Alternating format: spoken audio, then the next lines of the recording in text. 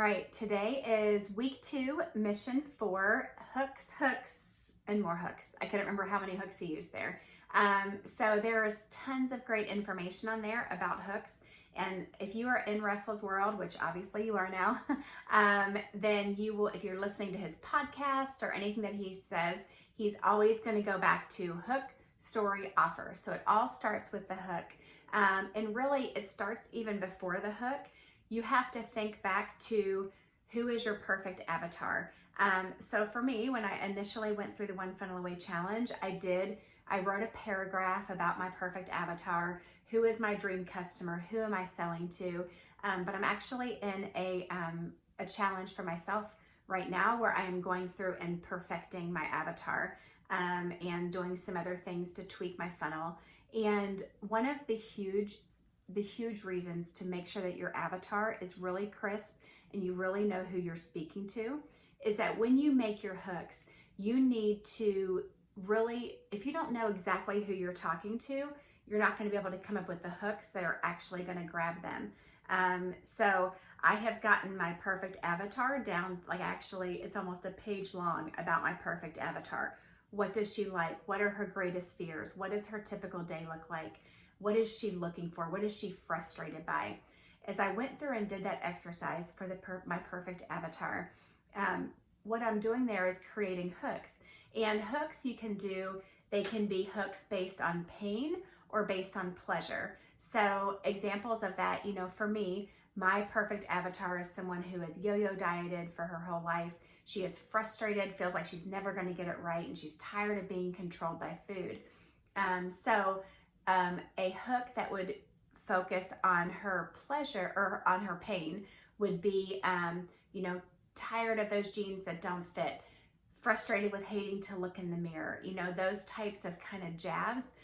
You almost have to take their pain point and make it hurt just a little bit more so that they are in pain and frustrated enough to actually take action for the thing that maybe before they read your hook was just like a mild irritation. You have to agitate it to the point that it becomes a frustration enough that they are ready to take action to change that. So it can be a pain point or it can be a pleasure point. Are you ready to rock that bathing suit this summer? Do you want your body to be in good enough shape that you can play with your grandkids? Things like that focus on the pleasure side of what they want versus on what they are running from. Those are the two things that are going to motivate someone, is going away from pain or going toward pleasure. So as you are creating your hooks, and Russell and the other videos that you watched talked a ton about, how to create a perfect hook. But I just want to really reemphasize that as you are doing this, make sure that if you have not taken the time yet to really define who is your dream customer, take the time to do that, because your hooks are not going to be effective unless you're really in tune with who are you talking to, who is your dream customer, how are you going to draw them in. And then also be aware as you are going through your Facebook feed or wherever you're hanging out online, what are the things that actually stop you in your tracks and make you click on an ad or go to read something? What are those things? And then start evaluating them. Look at your emails. Which ones do you actually open? Look at the headlines or the subject line and ask yourself, what made me open that subject line? Was it because it invoked curiosity? Did they ask a great question? Did they really tap into where I am right now and what I'm feeling?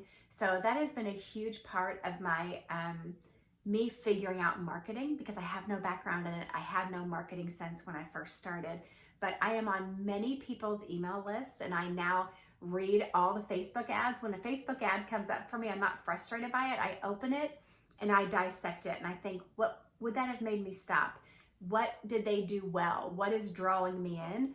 And I'm looking at things through a completely different lens. Instead of just looking at it as a consumer, I'm looking at it as a content creator, someone who is working on the other side, drawing people into me. What are going to be those hooks that are going to bring people into